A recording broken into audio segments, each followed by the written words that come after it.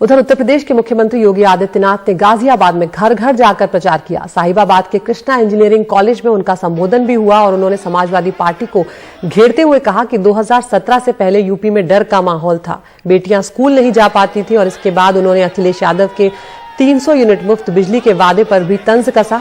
योगी आदित्यनाथ ने कहा कि चोरों को चांदनी रात अच्छी नहीं लगती है, जब बिजली देते ही नहीं तो फ्री बिजली देने का सवाल ही कहां पर उठता है।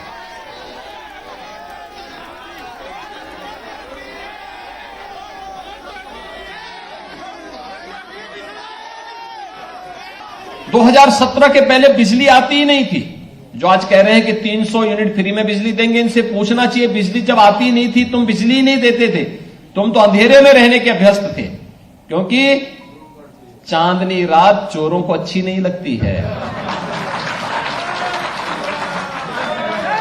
तो ये लोग बिजली दें, जब बिजली नहीं आएगी तो बिजली फ्री में करने की बात कहां से करते हो जी? क्यों बेवकूफ बनाते हो? क्यों आंखों में धूल झोंकने का काम करते हो? पहले गाजियाबाद में हज हाउस बनता था, हमारी सरकार ने कैलाश मानसरोवर का भवन बना दिया।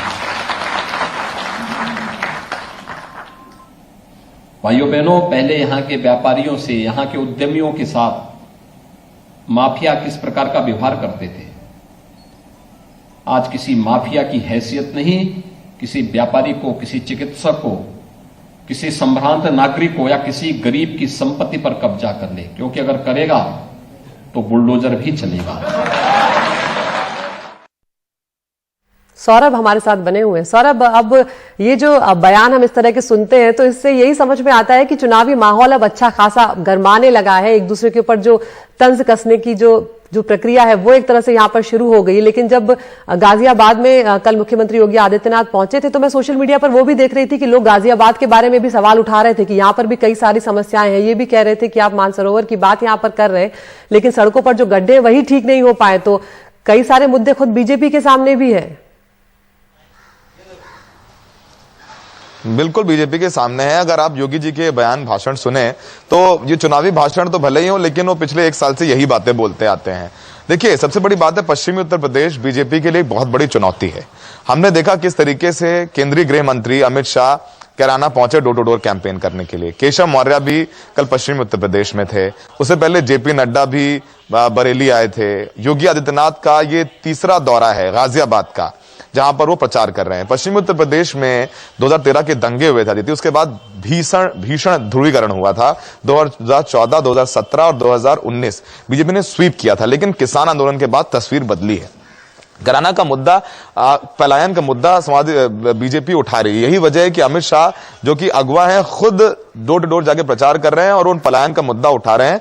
80 बनाम 20 की बात करने वाले योगी आदित्यनाथ कि जो बयान भी आप देखिए ना, कि कैसे उन्होंने कहा था कि वो यहाँ पर हज हाउस बना रहे थे तो हमने यहाँ पर कैलाश मानसरोवर बना दिया। तो क्या अगर हज हाउस बनता और हज हाउस में जो लोग जाते, मुसलमान जाते, तो क्या वो उत्तर प्रदेश के नागरिक नहीं है?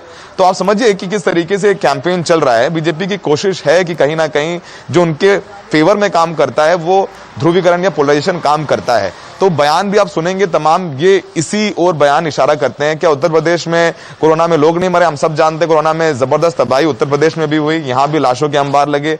उत्तर प्रदेश में क्या बिजली 24 घंटे आती नहीं? बिजली की कटौती है यहाँ पर। गाजियाबाद में गड्ढे नहीं है, बिल्कुल गाजियाबाद में सड़कों में गड्ढे हैं। सीवर लाइन जो है भर जाती है जब बारिश होता है। 1 घंटे की बारिश के बाद हमने भी देखा किस तरीके से सड़कें भर जाती है। तो ऐसा नहीं है कि दूसरे मुद्दे नहीं है बात करने के लिए, पर बीजेपी को पता है कि किन मुद्दों को लेकर उनको वोट मिलेगा।